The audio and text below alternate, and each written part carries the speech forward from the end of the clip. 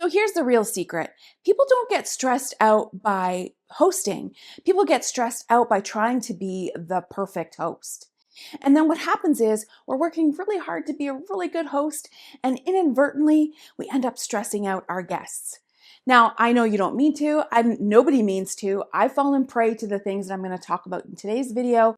There are 10 ways that we as hosts can sometimes make our guests feel uncomfortable. I'm also going to give you the fixes, how we fix that, and stick around for the last one. The last one really is a vibe killer. It's one that I still struggle with, but I've got some workarounds for us. So don't worry, I've got you. Number one on the list is what I like to call the overapologizer. This is the person who is constantly apologizing for the state of their house. Oh, sorry, the house is such a mess. Sorry, I didn't get a chance to make dessert from scratch. The overapologizer inadvertently is drawing attention to things that maybe your guests didn't notice. Guests probably aren't noticing those kinds of things that you're apologizing for. So instead of bringing that to their attention, also making them feel uncomfortable because they feel like somehow they have to constantly talk you down and tell you, it's okay, it's fine. Here's the thing, confidence is contagious. So instead of apologizing, just open the door, relax, take a deep breath, welcome them in. Don't forget, these are people you love. There's nothing to apologize for. Number two is what I call the overfeeder. Now listen, I grew up in an Italian household, so around the dinner table, this was really par for the course. My nonna was constantly asking if you wanted more. Do you want some more? Or she would comment and say, you didn't take a big enough piece, or you didn't even try this, or you didn't even try that, when you're actually really stuffed and really full. We do this because meanwhile, we want to make sure that our guests have enough to eat. But constantly pushing food, pushing the food really makes people feel uncomfortable. Maybe they didn't like it. I'm just going to break it to you. Maybe they didn't like it and they don't want any more. And now you asking them, they feel really awkward having to say no. Or maybe they're allergic.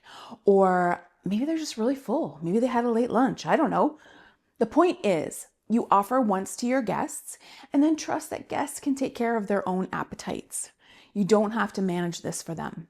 Number three is what I like to call the person who is the clean while you're still here person. This is the host who clears the dishes, loads the dishwasher, puts the leftovers away, all while the guests are still there. That is a signal that your guests should be leaving. When you start cleaning, that is a signal that you're done with your guests and it's time for them to go. I have a sister-in-law, sorry if you're watching this, sorry, not sorry, and she will clean. Like literally we've been there and she doesn't like the fingerprints on the glass table. So she will take out her Windex and clean while we're there. Like nothing feels like you're imposing on somebody than they are cleaning while you're still there. So save the cleaning to the end and instead sit down, enjoy the time with guests. There is no rush. You can always straighten up after they leave. What's important is that you want your guests to feel welcome, and cleaning up while guests are still there, not really a sign for making them feel welcome. Number four is the hover host. So you want to make sure your guests are having a good time, but you spend most of your time hovering, getting them more drinks, refilling the appetizers, fluffing the pillows. I'm not saying that those hosting duties aren't something that you need to do, but if you're constantly doing that, you're not actually sitting down and enjoying the time with your guests, again, it signals to guests that they're being an imposition, they're being a bother. What I recommend is try to do as much as you can the night before. One of my rules when I'm hosting is to at least set the table the night before. It's one less thing you've got to stress about. But plan so that when guests are there, you can really enjoy your time with them. Because in the end, that's what they're going to remember. If you're feeling relaxed and enjoying time with them, they're going to feel relaxed and enjoy time with you as well. Number five is what I like to call the overplanner. The overplanner means well. So they've planned some things, but sometimes it comes across like, now we're going to have coffee, and now we're going to do dessert, and now we're going to do the games, and now we're going to open presents. And that can feel a little bit like, I don't know, school. That's not really the vibe, I'm sure, that you're going for. So instead, think about maybe loosely planning the evening. And hey, look, if people are in deep conversation, then maybe you skip the game. Or if people are lingering over dinner and there's really good conversation happening, there's no need to rush into dessert. So Having a loose plan is always a good idea, but it doesn't mean that it has to be run like with military precision. Next up, we have the food apologizer. Have you ever been somewhere and you're really enjoying a meal and then the guest says something like, oh, sorry, I should have put more salt in it. Or, oh, sorry, it's a little bit dry. And up until that point, you were enjoying the meal. Now they mention that, and that's the only thing that you taste. What happens here is that you're maybe trying to manage expectations. Maybe you really meant for it to be tastier than it actually turned out. Maybe you're trying a new recipe for the first time and it didn't turn out quite how you expected. I would say here, instead of apologizing for the food, just let people make their own conclusion. And most of your guests are not going to tell you that it was too dry or didn't have enough salt or they didn't like the taste. Well, if they do, they're not invited back. After all, people are there, yes, the food, but that's not the most important thing. They're there to really spend time with you. Let the food apologizing go. Number 7 is the overdecorator. Look, I blame Pinterest for this because somehow now there's expectation that a table has to be like all perfectly decorated and the rest of the house has to have all these decorations. The reality is when you're hosting, it really doesn't. I mean, if it does, that's nice, but it's not a must-have. And the mistake that the over-decorator makes is they decorate everything so perfectly that guests are afraid to wreck it or touch anything or really relax in the space. So I'll give you an example. I have a friend who loves to decorate, and yes, her house is immaculately, beautifully decorated for Christmas. Gorgeous, magazine worthy. However, because she does the spread on the table so big and it's so high that you can't actually sit at the table and see the person across from you. So it kills conversation. It looks great, looks like beautiful in pictures, but to actually sit at that table, it's not really comfortable. You can only kind of talk of like with who's on either side of you. And number 2, she also decorates every square inch of her house, including the bathroom. And when you go in there, you're not sure if you're actually allowed to touch the towels. Are those just for display? Are those actual towels I can use to dry my hands? You're worried about the fake snow that like when you walk by, it just drifts off the table and now you've made a mess. It's a little much. It's a little much. It looks beautiful, but it's a little much. So this is a prime example of an over decorator.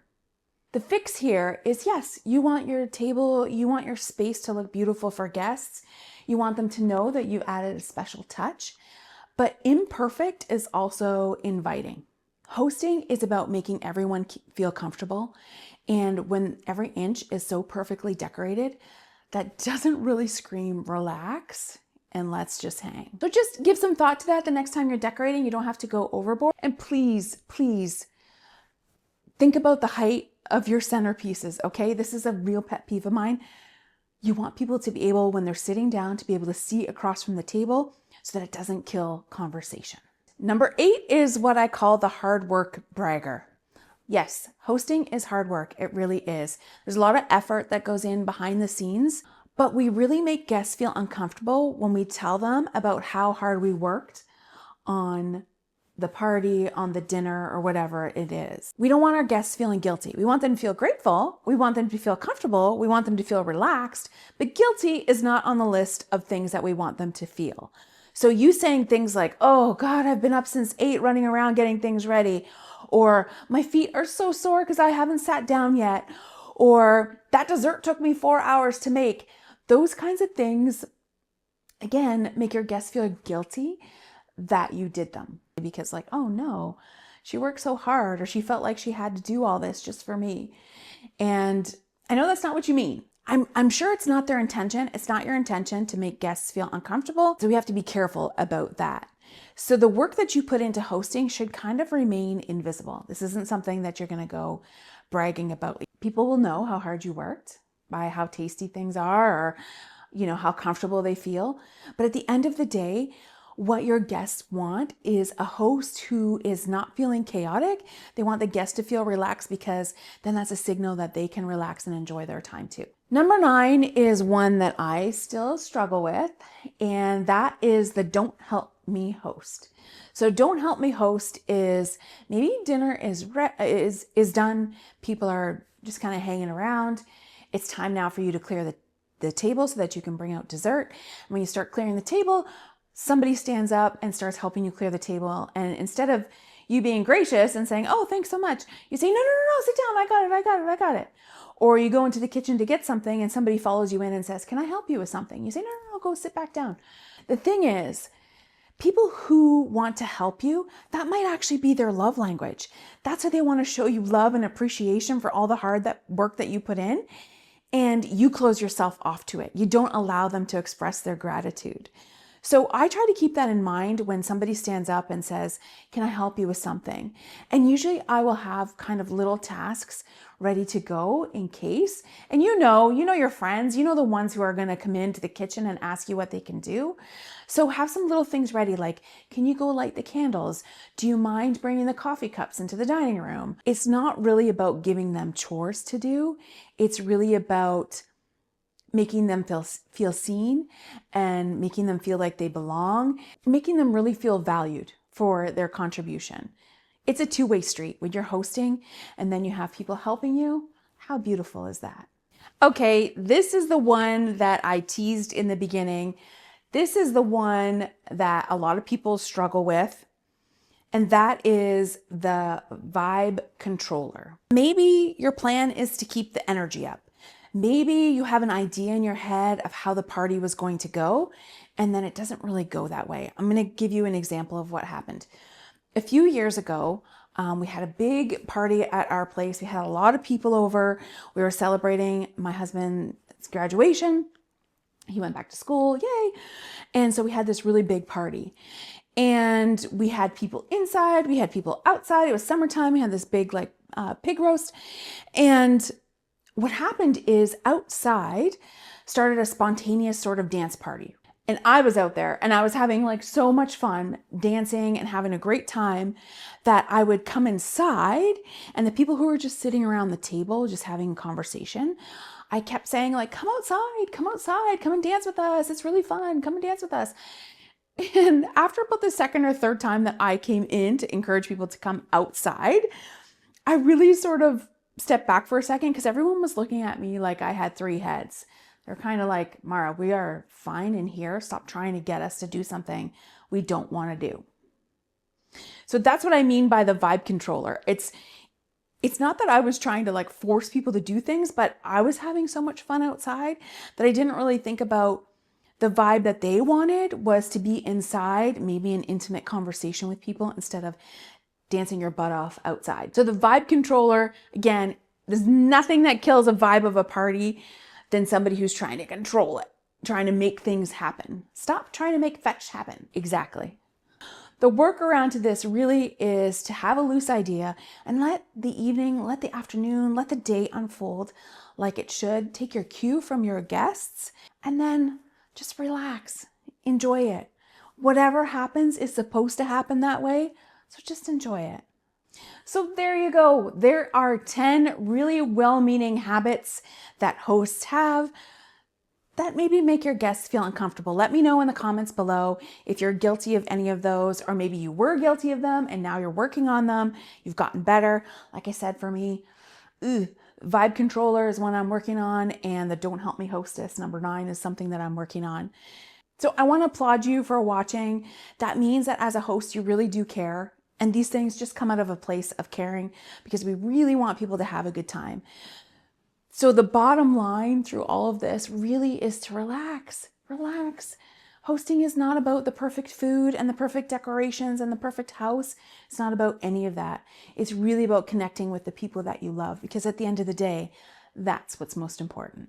Thanks for watching. If you like what you saw here, please hit like and subscribe. That means so much to me. Now, if you're looking for more hosting tips and ideas, I've got them for you in the description below. Be sure to check that out. I will see you next time. Happy hosting.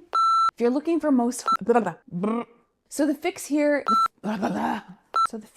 is what? So the fix here is, I'm getting sidetracked here. What am I trying to say?